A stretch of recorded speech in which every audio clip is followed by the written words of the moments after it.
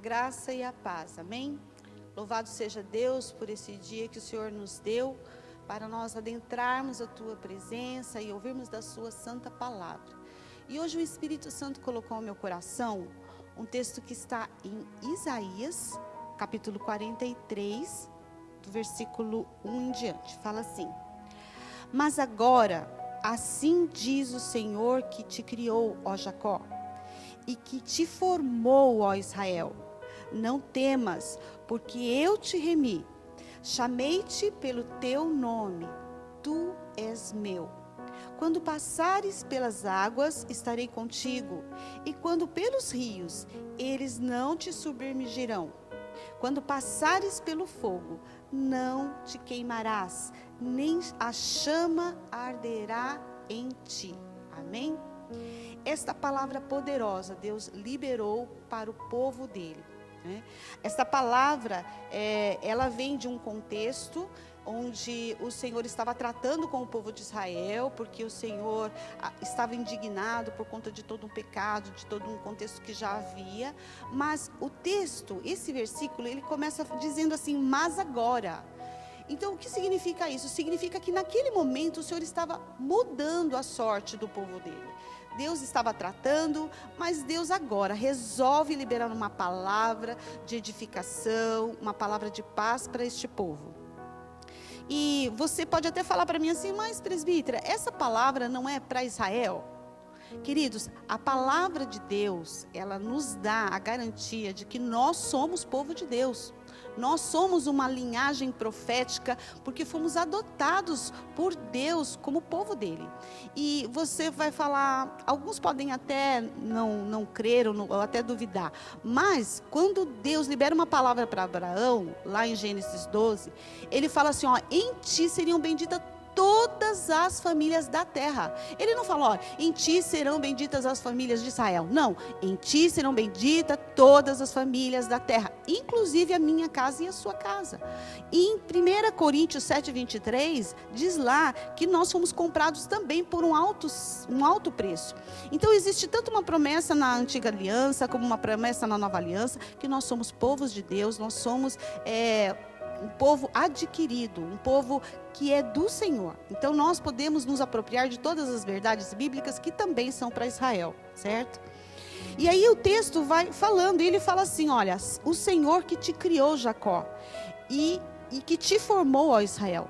Amados, ninguém que cria um projeto, ninguém que concebe algo, vai desprezar isso depois.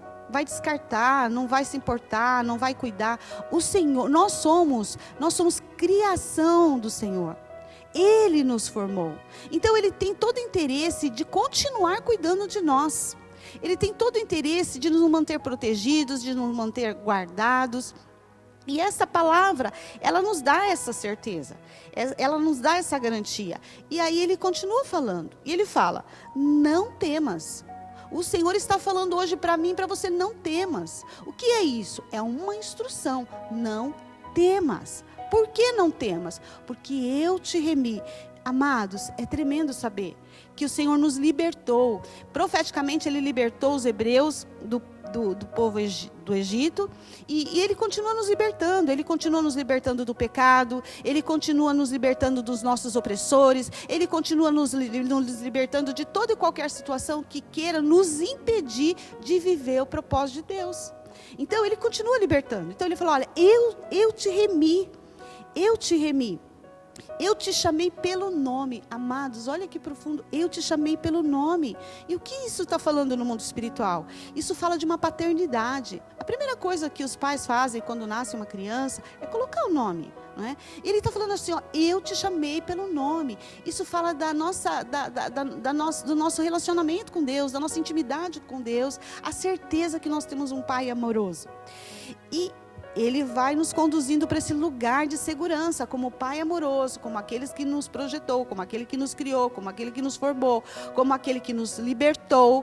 Ele vai nos levando para esse lugar de segurança. E Ele fala no versículo 2: quando passares pelas águas, estarei contigo. Estas águas que estão citadas aqui remete uma alusão a Êxodo 14, quando o povo hebreu, ele sai do Egito perseguido pelo exército do faraó, e aí eles se deparam com o Mar Vermelho e eles têm que atravessar ali. Então o Senhor está falando aqui, olha, quando você passar pelas águas, eu serei contigo.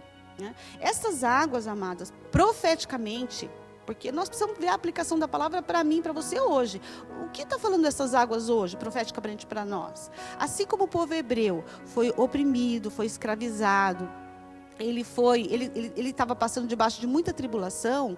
Muitas vezes eu e você estamos assim, nos encontramos atribulados, nos encontramos oprimidos, opressos, cercados pelas circunstâncias alheias à nossa vontade. E aí o Senhor está falando aqui para mim, para você, nessa situação hoje, olha, eu sou contigo. Então tribulação nenhuma pode sucumbir você. Por quê? Porque Deus está contigo. E no versículo continua nos conduzindo nesse lugar de certeza, de proteção. E ele fala, e quando passares pelos rios, eles não te submergirão. Esses rios, amados, ele é uma alusão à passagem de Josué 3,17, quando o povo, terminada a sua caminhada lá durante o deserto, eles estão para pisar na terra prometida, mas antes de pisar, eles tinham que atravessar o Rio Jordão. E nessas águas aqui, ela profeticamente, dentro da revelação que o Senhor me colocou, fala dos nossos sentimentos. Por quê?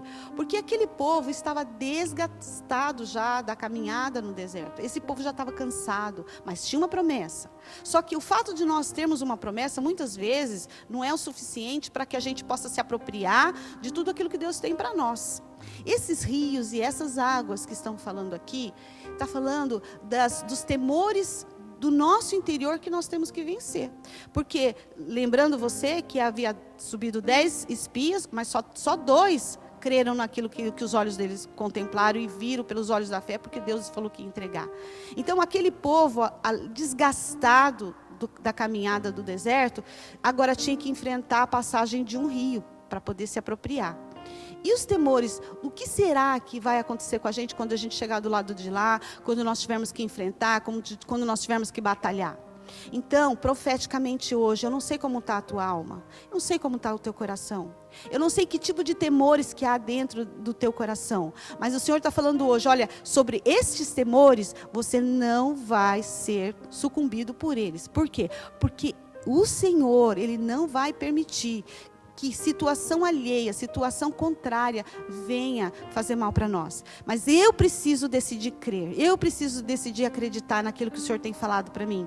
Eu preciso enfrentar, antes mesmo de enfrentar os gigantes que estariam do outro lado do Jordão, eu preciso enfrentar hoje os meus medos interiores, as minhas inseguranças, as minhas fraquezas. Eu preciso me posicionar, não na minha força, porque em nós não há, mas eu preciso sim pautar a minha decisão na palavra que o Senhor deu. Se Ele está falando, olha, você não precisa temer, então é isso que eu tenho que fazer. Eu vou na força do Senhor. Eu vou enfrentar essa situação.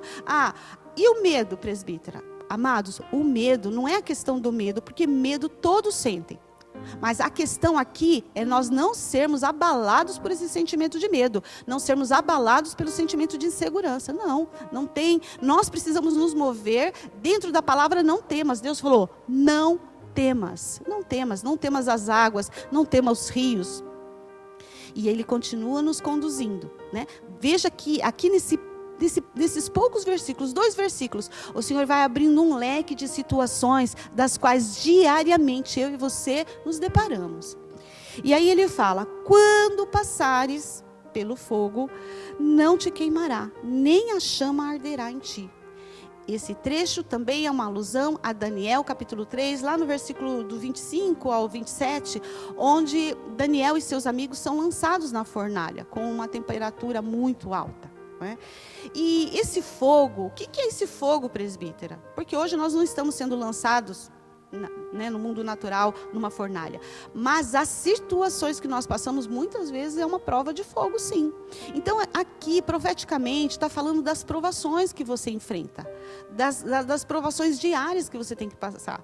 Porque, querendo ou não, amados, os filhos de Deus terão, sim, as suas vidas provadas, a sua fé provada, o seu caráter provado, a sua vida cotidiana provada. E nós vamos passar, sim, por provações. Mas o que o Senhor está falando aqui, para a gente não temer, porque a chama não vai nos queimar, não vai nos arder. Esse trecho do fogo aqui, das chamas, fala das perseguições, não é? Porque Daniel, ele foi colocado nessa fornalha por conta de quê? Por conta que aquelas pessoas que estavam servindo o rei tinham inveja de Daniel, tinham ciúmes de Daniel, armaram uma cilada para Daniel. Pegaram um decreto, né, e fizeram com que o próprio rei assinasse um decreto contra a fé de Daniel. Então ele é lançado naquela fornalha. Mas, louvado seja Deus, não é? Porque junto com eles lá, quem que estava? O próprio Espírito, né, do Senhor Jesus. Estava lá, caminhando com eles. Então a questão aqui não é nós passarmos por provações. Não é passarmos por perseguições. Não é nos depararmos com as afrontas, com a resistência humana. Não, querido. A questão aqui é nós nos apropriarmos da presença do Senhor em toda e qualquer situação. Então, tanto diante de opressores, como foi no Mar Vermelho, mesmo diante da insegurança, do que seria após a travessia do Jordão, que são os sentimentos, os temores, não é? A insegurança, quanto às provações diárias que nós enfrentamos. Para todas essas situações, o Senhor hoje está falando para você: não temas, porque eu sou contigo. Essa é a maior certeza que nós, filhos de Deus, temos que carregar e alimentar dentro da nossa alma e dentro do nosso espírito. Amém? Que essa palavra possa encontrar, né, espaço no teu coração, te capacitando a enfrentar diariamente as situações que se colocam diante de você. Amém? Permaneçam abençoados.